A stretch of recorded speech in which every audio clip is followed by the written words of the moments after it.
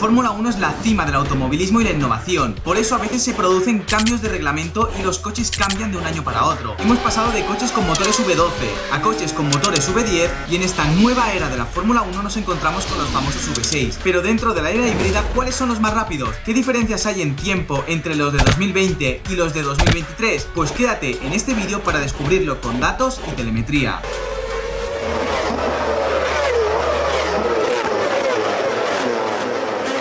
A lo largo de la historia, los ingenieros han ido desarrollando los coches y mejorando poco a poco los tiempos por vuelta. Al principio los coches ni siquiera tenían alerones, pasamos a la época del efecto suelo, después vino la era de los motores turbo, y ya más recientemente hemos vivido épocas en las que los motores V10 eran los predominantes y aquellos coches rapidísimos y que sonaban una barbaridad. Sin embargo, con los años, la FIA, al ver que el rendimiento de los coches aumentaba exponencialmente, ha intentado frenar el rendimiento de los monoplazas mediante el reglamento. Algunos reglamentos se han hecho para que los coches sean más rápidos y otros para ralentizarlos. Y ese es el caso del reglamento que se introdujo en 2022. La Fórmula 1 al principio de la era híbrida era un desastre y poco a poco el espectáculo y la velocidad de los coches fue aumentando, hasta que llegó el año 2020 y 2021, donde teníamos coches rapidísimos. Sin embargo, había un problema y era que era muy difícil seguir al coche de delante para poder intentar un adelantamiento, así que la FIA en 2022 introdujo un cambio de reglamento muy importante para tratar de favorecer el espectáculo. Y este reglamento que se introdujo en 2022 es prácticamente el mismo que hay en 2023. Sin embargo, en el año 2020 esto no era así. Los coches tenían una aerodinámica mucho más compleja, con alerones mucho más grandes, que generaban una carga aerodinámica brutal que permitía que estos vehículos tomasen las curvas a una elevadísima velocidad. Curvas legendarias como Kuom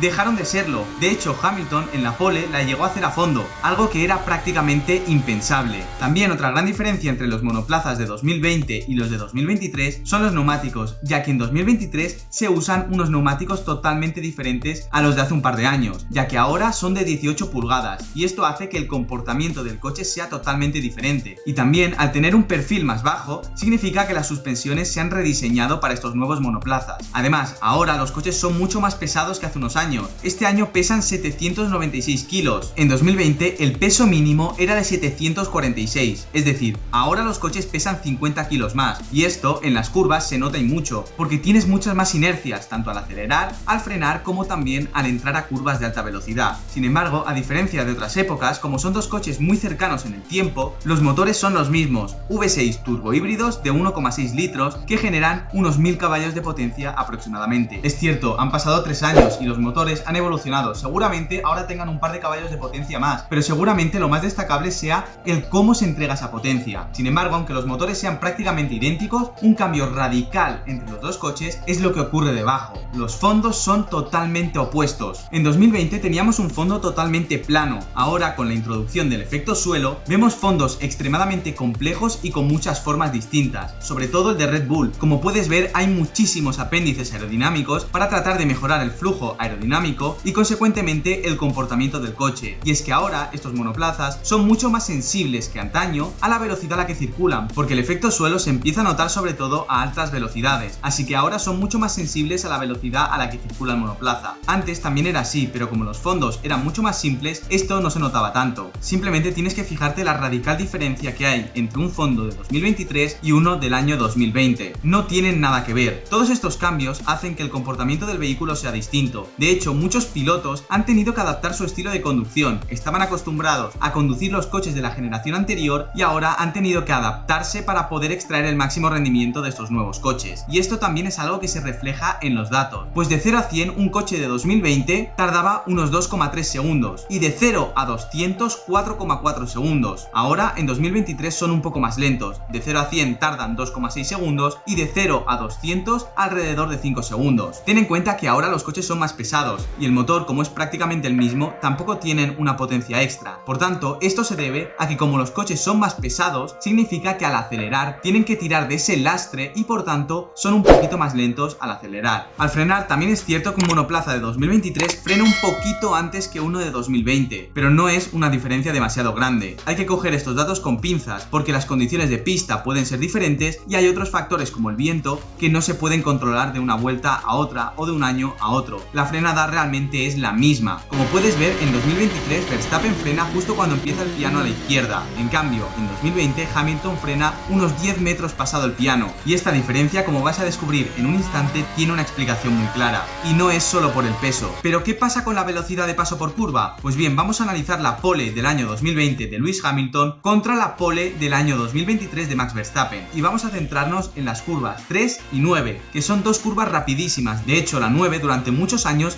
no se ha podido hacer a fondo. Si observamos la gráfica podemos ver que representa la velocidad que tiene el coche a lo largo de la vuelta. Pues bien, si analizamos la curva 3, Max Verstappen la toma un poco más lento que Lewis Hamilton. Realmente en ambos casos es una curva que se hace a fondo. Lo que pasa es que Verstappen, para hacerla a fondo, tiene que meter más ángulo de volante y por tanto el coche se frena un poco más. En cambio, Hamilton en 2020, como ese coche generaba más carga aerodinámica, podía permitirse el lujo de girar menos y por tanto ir más rápido en esa curva. Y ahora si comparamos la curva 9, aunque ambos pilotos la consiguen hacer a fondo, algo que es sorprendente, podemos ver que Verstappen tiene que tomarla mucho más lento. ¿Por qué? Pues de nuevo, por la misma razón, porque Verstappen, para poder entrar a esa curva, aparte de que el coche genera menos downforce, también es más pesado, por tanto tiene que meter más ángulo de volante, lo cual se traduce en que el coche se frena un poco más que en el caso de Lewis Hamilton.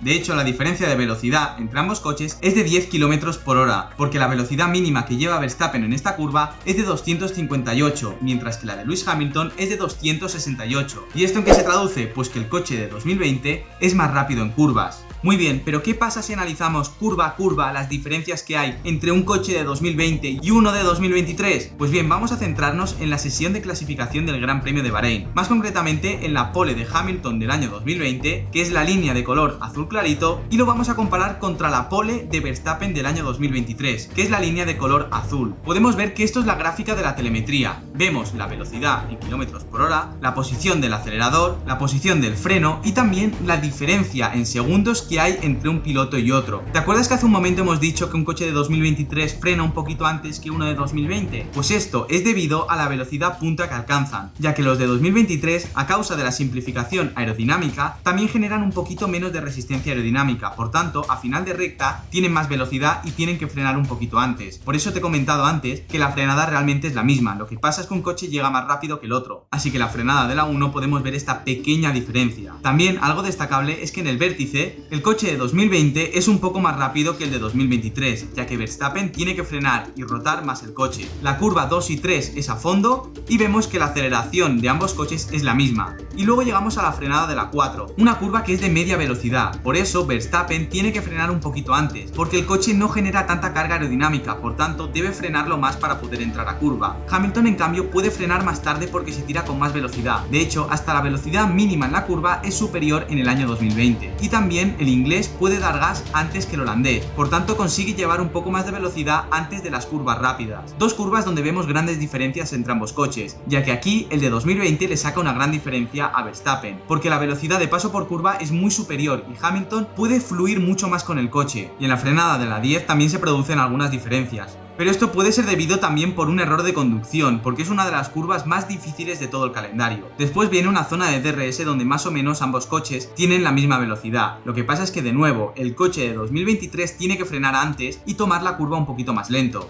La 12 es una curva donde no hay diferencias prácticamente y la 13 de nuevo pasa lo mismo. El coche de 2023 es más lento que el de 2020. Y finalmente llegamos a la última curva del trazado, donde Hamilton puede frenar más tarde y la velocidad mínima de paso por curva es superior. Por tanto, ahí también la araña un poco de tiempo. ¿Cuál es la diferencia entre las dos vueltas? Pues Verstappen consigue la pole en un 1.29.708, mientras que Hamilton lo hace en un 1.27 y 264 milésimas, o lo que es lo mismo, 2,4 segundos más rápido. Y esto es mucho tiempo. Y es que aquellos coches de 2020 eran extremadamente rápidos. De hecho, Verstappen estaría en el puesto 16, justo por delante de Kimi Raikkonen, quien en el año 2020 marcó un 1.29.8 y fue eliminado en la Q1. De hecho, si comparamos las vueltas son prácticamente las mismas, y estas diferencias no son cosa de un circuito, sino que si observamos las gráficas del Gran Premio de Austria vemos lo mismo. Los coches de 2020 en las curvas de alta velocidad son más rápidos, tienen que frenar menos, y esto poco a poco le va metiendo tiempo por vuelta al coche de 2023. Y al final de la vuelta son diferencias de entre 1 segundo y 2 segundos y medio según el circuito. En circuitos donde la velocidad punta es más importante, la diferencia es menor, porque los coches de 2023 pueden ir un poquito más rápido. Sin embargo, en circuitos como Barcelona, donde la velocidad de paso por curva es determinante, las diferencias son más notables. Y es que los coches de 2020, seguramente junto con los del año 2005, son los más rápidos de toda la historia. Y si quieres descubrir las diferencias entre ambos monoplazas, aquí tenemos un vídeo donde lo analizamos al detalle.